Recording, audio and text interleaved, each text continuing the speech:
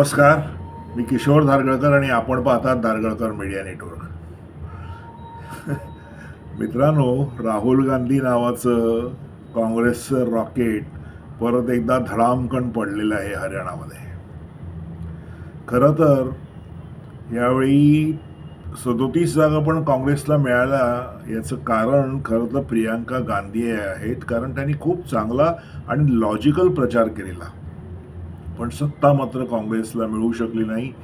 10 वर्षाची जी भारतीय जनता पक्षाची राजवट होती त्याच्याविषयी नाराजी असूनही जे जाट विरहित इतर जातींना घेऊन भाजपाने केलेलं जे राजकारण आहे आणि त्यांनी त्याला दिलेली हिंदुत्वाची जोड याच्या बळावरती भारतीय जनता पक्षाने अभूतपूर्व असं यश मिळवलेलं आहे हरियाणामध्ये.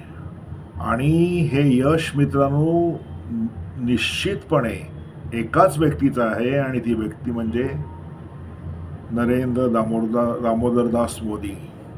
नरेंद्र मोदी हे एक असं चलनी नाणं आहे, ते कुठेही चालू शकतं.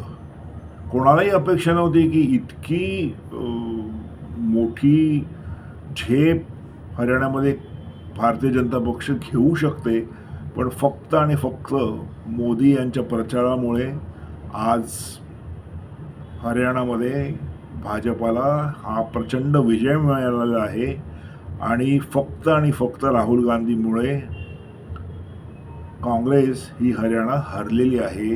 हे काँग्रेसला जितक्या लवकर समजेल तितक्या लवकर काँग्रेसचा उदय होईल किंवा काँग्रेसमध्ये सुधारणा होईल असं मानायला जागा आहे मित्रांनो. कुठेतरी असं वाटते की काँग्रेसने आता आपल्या पक्षाची धुरा जी आहे ती प्रियांका गांधींकडे दिली तर बरं होईल. किमान जी काही आता पिछेहाट होत आहे काँग्रेसची ती थोडीफार थांबू शकेल त्याच्यामुळे.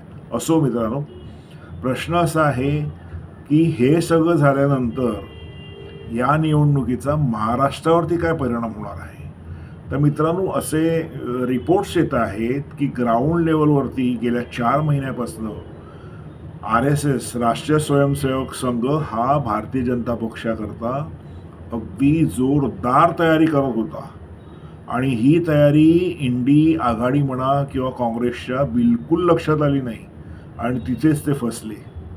कदाचित अशा तऱ्हेची तयारी महाराष्ट्रातही होऊ घातली आहे का, मला काही त्या संदर्भात माहिती नाही. पण निश्चित जर हरियाणामध्ये तो फॉर्म्युला वापरला गेला असेल की पूर्णपणे RSS कॅडर जर ॲक्टिव्ह करण्यात आलं असेल तर निश्चितपणे महाराष्ट्रामध्येही ते ॲक्टिव्ह करण्यात आलं असेल. कारण महाराष्ट्राची विधानसभा निवडणूकसुद्धा आता फार लांबणीवर नाही आहे मित्रांनो.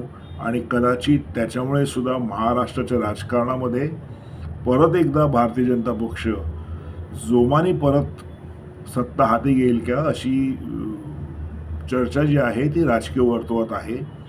याचं कारण असं आहे मित्रांनो की मी ह्याच्या आधी जो व्हिडिओ बनवला त्याच्यामध्ये मी म्हटलेलं की योगीजींनी जी घोषणा दिली बटोगे तो कटोगे, हे हिंदूंना उद्देशून ते बोललेले. आणि तोच धागा पुढे करून मोदीजींनी त्याच्यावरती महाराष्ट्रामध्ये आल्यानंतर वक्तव्य केलेलं.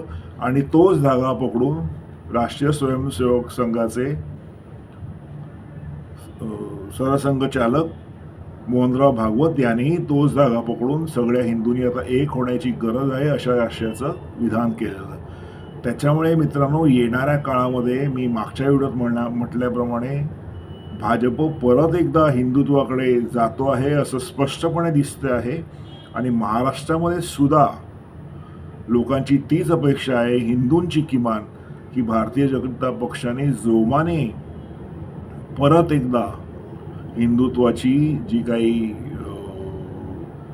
कास आहे ती धरावी, हिंदुत्वाच्या दृष्टीने प्रयत्न करावे. आणि निश्चित त्यामुळे लोक त्यांना भरभरून, जसं हरियाणामध्ये भरभरून सर्व जातीतल्या लोकांनी मतं दिलीत भाजपला, तशीच मतं येणाऱ्या काळामध्ये जर RSS महाराष्ट्रात ॲक्टिव्ह झाला किंवा ॲक्टिव्ह झाला असेल ऑलरेडी, तर महाराष्ट्राच्या विधानसभेचे जे निकाल आहेत तेही भारतीय जनता पक्षाच्या दृष्टीने अतिशय वेगळे आणि परिणामकारक होऊ शकतात. हाच संदेश हरियाणाच्या निवडणुकीतनं महाराष्ट्राने घेण्यासारखं आहे असं मला वाटतं मित्रांनो.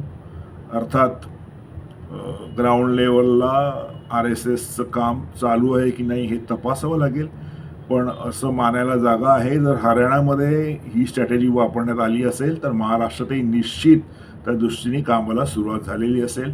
बघू मित्रांनो, महाराष्ट्रात निवडणुकाही आता जवळच आहे, आपण बोलूच त्याच्यावरती.